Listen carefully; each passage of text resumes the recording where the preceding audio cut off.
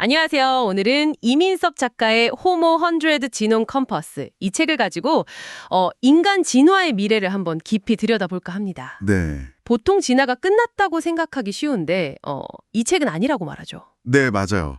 진화는 계속되는데 그 방향이 이제 좀 달라졌다는 거죠. 네, 유전체 정보나 인공지능 같은 기술 그리고 우리의 선택 이런 것들이 중요해진다는 건데 그렇죠. 이민섭 작가가 바로 그 유전자 관점에서 기술 발달이나 사회 변화를 읽어내려고 하거든요. 유전자로 미래를 예측한다. 흥미로운데요? 네.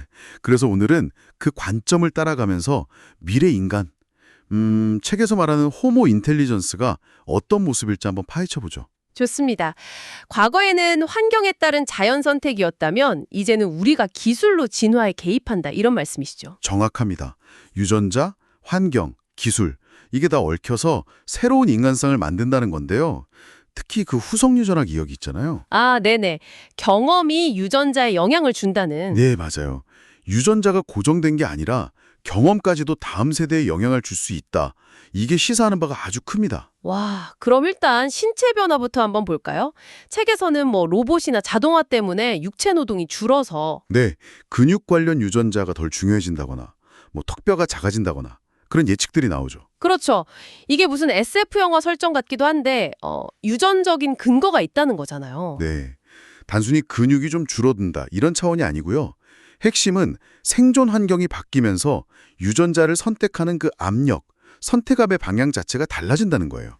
선택압의 방향이요? 네, 근섬유 형성을 억제하거나 뼈를 가볍게 하거나 에너지 대사를 최적화하는 쪽으로 유전적 변화가 유리해질 수 있다는 거죠. 그러니까 육체적인 실행자에서 정보 처리 중심의 기획자로 역할이 바뀌면서 몸도 거기에 맞춰간다. 이런 거네요. 그렇죠. 몸만 그런 게 아니라 감각이나 뇌도 디지털 환경에 맞춰서 변할 수 있다는 부분도 재밌어요. 맞아요. 그 부분 되게 인상 깊었어요.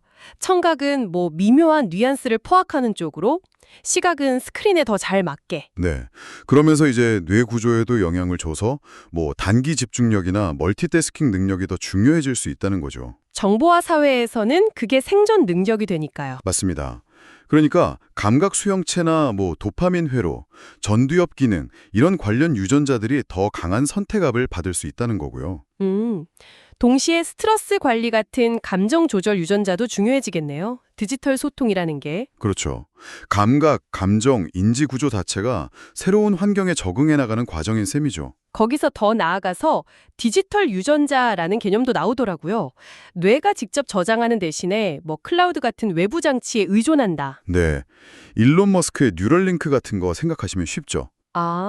생각만으로 정보를 저장하고 꺼내 쓰는 확장된 인간이네요, 말 그대로. 바로 그 지점이 중요한 질문을 던지는 거죠. 뇌의 역할이 저장소가 아니라 검색기, 해석기, 판단자로 바뀐다는 뜻이니까요. 암기력보다는 정보를 잘 고르고 판단하는 능력이 더 중요해진다. 네. 미래 인간의 유전체는 정보를 얼마나 담느냐가 아니라 그걸 어떻게 활용하느냐에 따라서 진화 방향이 달라질 거라는 거죠.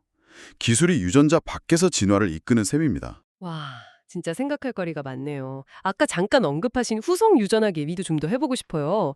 DNA 자체는 그대로인데 경험이나 감정이 유전자 발현을 바꾼다. 네, 그렇죠. 심지어 그게 다음 세대로 전달될 수도 있다고요?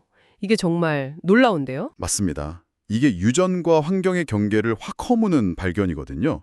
우리가 그냥 유전자를 물려받는 게 아니라 우리 삶 자체가 유전자의 흔적을 남기고 그게 전달될 수도 있다는 거니까요. 뭐랄까, 사회적 경험이 유전자 수준에서 기록된다?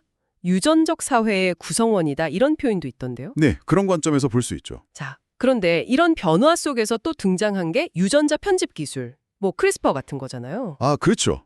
윤리적 딜레마가 여기서 생기죠. 네, 이걸로 유전자를 마음대로 고치고 선택할 수 있게 되면 도대체 어떤 유전자를 남기고 뭘 없앨 건지 그 기준은 누가 정하냐는 거죠. 정말 근본적인 질문입니다. 완벽한 인간을 만들고 싶다는 유혹은 강하겠지만 책에서도 지적하듯이 불안이나 감성 같은 어떻게 보면 비효율적인 특성들이 오히려 인간다움의 핵심일 수 있거든요. 불완전함과 다양성이 중요하다. 네, 인간은 그렇게 진화해 왔으니까요. 이제 기술로 스스로 진화 방향을 설계하는 시대에 들어선 만큼 유전공학 기술보다 먼저 우리가 어떤 가치를 추구할 건지 그 인간성의 철학을 고민해야 한다는 겁니다. 네, 오늘 이민섭 작가의 책을 통해서 유전자, 기술, 환경에 얽혀서 만들어갈 인간 진화의 어떤 새로운 국면을 본 것 같습니다. 그렇죠. 뭐 신체부터 뇌, 유전자 개념까지 다 바뀌는 호모 인텔리전스 시대가 정말 올지도 모르겠네요. 우리가 진화의 결과물이 아니라 설계자가 되어간다. 맞습니다. 진화는 계속되고 있고 이제 우리가 그 방향키를 쥐기 시작한 거죠. 앞으로 유전자의 작동 방식을 이해하는 게 미래를 살아가는데 아주 중요한 열쇠가 될 겁니다. 네, 오늘 이야기 마무리하면서 이 책의 마지막 질문을 여러분께도 한번 던져보고 싶습니다. 만약 이 인류가 정말 유전의 설계자가 된다면 여러분은 미래 세대를 위해 어떤 청사진을 그리고 싶으신가요? 한 번쯤 깊이 생각해 보시면 좋겠습니다.